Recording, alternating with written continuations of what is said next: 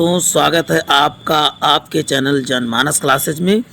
आज ही एक पॉलिटी का मोस्ट इम्पॉर्टेंट टॉपिक राष्ट्रपति से रिलेटेड आपको पहले डिस्क्रिप्टिव मिलने वाला है और उसके बाद 50 प्लस आपको पीवाईक्यू यानी प्रीवियस ईयर एमसीक्यू मिलने वाला। पहले मैं सेशन को दिखा देता हूँ कितना सिस्टमेटिक है और उसके साथ साथ हम एमसीक्यू भी आपको तुरंत दिखाते हैं कि आपको विश्वास हो जाए कि सेशन आपके लिए कितना महत्वपूर्ण साबित होने वाला है।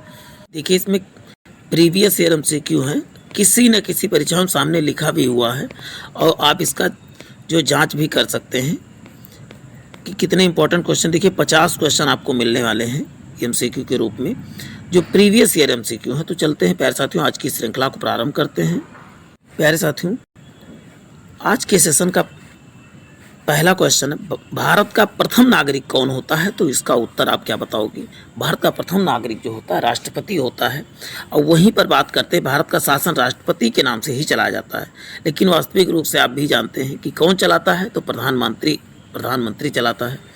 राष्ट्रपति जो है भारत का संवैधानिक प्रमुख होता है। संविधान के नज़र में सबसे कहते हैं कि सबसे दर्जा किसे प्राप्त है? तो आप बताओगे प्रमुख का, तो आप बताओगे राष्ट्रपति को ही। अब बात करते हैं इनसे संबंधित अनुच्छेदों का। देखिए, राष्ट्रपति भारत का एक राष्ट्रपति होगा, ये किस अनुच्छेद में कहा गया है? तो 52 में कहा गया है और ये संसद का एक अंग भी है। 53 में संघ की कार्यपालिका शक्ति राष्ट्रपति में निहित होगी और इस पे शासन कौन चलाएगा? तो प्रधानमंत्री। देखिए, राष्ट्रपति इस शक्ति का प्रयोग संविधान के अनुसार स्वयं या अधीनस्थ अधिकारियों के माध्यम से करेगा। अधीनस्थ अधिकारी आप समझ लीजिए कौन है? प्रधानमंत्री ही है। अब बात करते हैं 53 में कहा गया है शक्ति का प्रयोग जो अधीनस्थ अधिकारियों के माध्यम से करेंगे। वहीं 54 में कहा गया है राष्ट्रपति क्या है? निर्वाचक मंडल कहाँ से लिया गया है? देखिए, ये इंपॉर्टेंट टॉपिक है। निर्वाचक मंडल की व्यवस्था कहाँ से की गई है? तो आयरलैंड से की गई है। और वहीं लोकसभा के कौन कौन चुनेंगे? लोकसभा के निर्वाचित सदस्य चुनेंगे और उसके बाद राज्यसभा के निर्वाचित सदस्य, विधानसभा के कंडीशन निर्वाचित सदस्य ही चुनेंगे। कुछ जो है मनोनीत होते हैं, मनोनीत राष्ट्रपति ही मनोनीत करता है, तो वो भाग नहीं लेंगे। ये चीज़ें आपको याद रखना है। दिल्ली या पौंडचेरी की विधानसभा में 17वें संविधान संशोधन के 1992 के तहत जो है निर्वाचित सदस्य क्या करेंगे? इसके निर्वाचन में भाग लेंगे। अब बात करते हैं, लेकिन संविधान अभी भी जम्मू कश्मीर को शामिल नहीं किया गया है कहीं पर भी। लेकिन आप जानते हैं जम्मू कश्मीर में भी यूनियन टेरिटरी जहां पर मुख्यमंत्री होंगे, लेकिन हालांकि अभी तक मुख्यमंत्री का चुनाव ही नहीं हो सका, इसीलिए सुप्रीम कोर्ट का भी कोई फैसला नहीं आया। फ्यूचर में सुप्रीम कोर्ट भी इसमें शामिल किया, जम्मू कश्मीर में शामिल हो जाएगा। अब चलते हैं, रीति क्या होगी निर्वाचन की या प्रथा सिस्टम क्या होगा? अप्रत्यक्ष रूप से अनुपातिक प्रतिनिधित्व प्रणाली के आधार पर एकल संक्रमणीय मत व गुप्त मतदान से होगी। ये बात कहा गया है। कौन सा? अनुपातिक प्रतिनिधित्व के द्वारा जो होगा। चलते हैं, राष्ट्रपति का कार्यकाल कितना होगा ये देख लेते हैं। पद ग्रहण से 5 वर्षों तक, 5 वर्ष से पहले राष्ट्रपति जो है त्यागपत्र देकर जो है पद मुक्त हो सकता है। ये बात जो है इसमें कही गई है। नेक्स्ट है 58 के अनुसार राष्ट्रपति बनाने या राष्ट्रपति की योग्यता की बात की गई है। देखिए, सबसे बड़ा इसमें है कि राष्ट्रपति बनने के लिए पढ़ा लिखा होना आवश्यक नहीं है। नोट करके आप याद रखिएगा। क्या योग्यता है? भारत का नागरिक हो, न्यूनतम उम्र 35 वर्ष हो, लाभ के पद पर क्या हो? ना हो। ये हमारे देश का दुर्भाग्य है। एक चपरासी बनने के लिए क्लास 10th की आवश्यकता है, लेकिन एक राष्ट्रपति प्रधानमंत्री बनने के लिए कोई योग्यता निर्धारित ही नहीं है। लोकसभा सदस्य निर्वाचित होने योग्य है। ये बात जन प्रतिनिधित्व अधिनियम 1951 के तहत जो है लिया गया है। चलते हैं, उम्मीदवार का नाम 50 मतदाताओं द्वारा प्रस्तावित तथा 50 मतदाताओं द्वारा अनुमोदित होना चाहिए। जमानत राशि कितनी है? 15,000। अब बात करते हैं 59 के 3 के तहत वेतन भत्ते जो है कितने दिए जाएंगे? वेतन भत्ते 5 लाख रुपए मासिक। और वहीं कहाँ से दिया जाएगा? भारत के संचित निधि से दिया जाएगा, जिसमें आय कर से क्या होता है? आयकर से मुक्त होगा। वहीं राष्ट्रपति भवन की सारी सुविधा जो है निःशुल्क होगी। ये सब चीज़ें आपको देखिए, सभी अनुच्छेद के बारे में आप एक बार फिर से देख लीजिए, मैं रिवाइज करवा देता हूँ। देखिए, 52 में क्या है, राष्ट्रपति भारत का राष्ट्रपति होगा। 53 में क्या है, शक्ति अधीनस्थ के द्वारा प्रयोग कराएगा।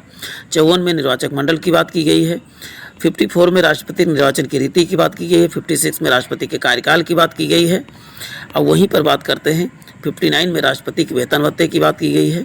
तो सभी अनुच्छेद मैंने आपको एक बार फिर से रिवाइज करवा दिया। अब हम चलते हैं 50+ MCQ की तरफ।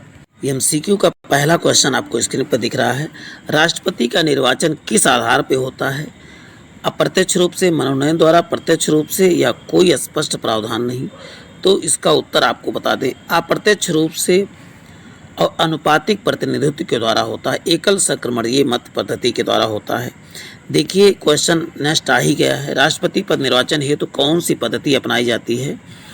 तो आपको बता दें, समानुपातिक या अनुपातिक प्रतिनिधित्व एवं एकल संक्रमणीय मत पद्धति के आधार पे जो है इसकी पद्धति अपनाई गई है। नेक्स्ट है, किस अनुच्छेद के तहत राष्ट्रपति अपने पद ग्रहण करने से 5 वर्ष की अवधि तक पद पर बना रहेगा?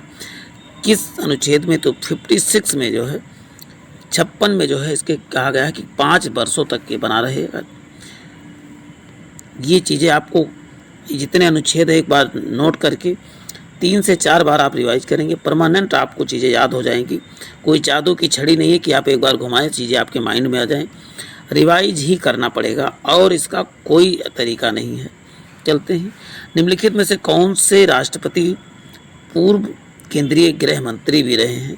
तो इसका उत्तर आपको बता दें, ज्ञानी जैल सिंह जो है पूर्व केंद्रीय मंत्री भी रहे, गृह मंत्री भी रहे और बाद में ये राष्ट्रपति के पद पर भी रहे। भारत के राष्ट्रपति निर्वाचित होने से पूर्व निम्नलिखित में से कौन से उपराष्ट्रपति नहीं थे? इनमें से कौन से नहीं थे? ज्ञानी जैल सिंह जो है उपराष्ट्रपति नहीं थे और सभी लोग उपराष्ट्रपति के पद पर रह चुके हैं। इसके बाद हम उपराष्ट्रपति की ही चर्चा करते हैं। कुछ कारण बस स्क्रीन रिकॉर्डिंग में वॉइस रिकॉर्डिंग रुक जा रही है, इसलिए डायरेक्ट मैं जो है MCQ आपको आंसर सहित दिखा देता हूँ। कम समय में आप जो है 50 क्वेश्चन देख लेंगे।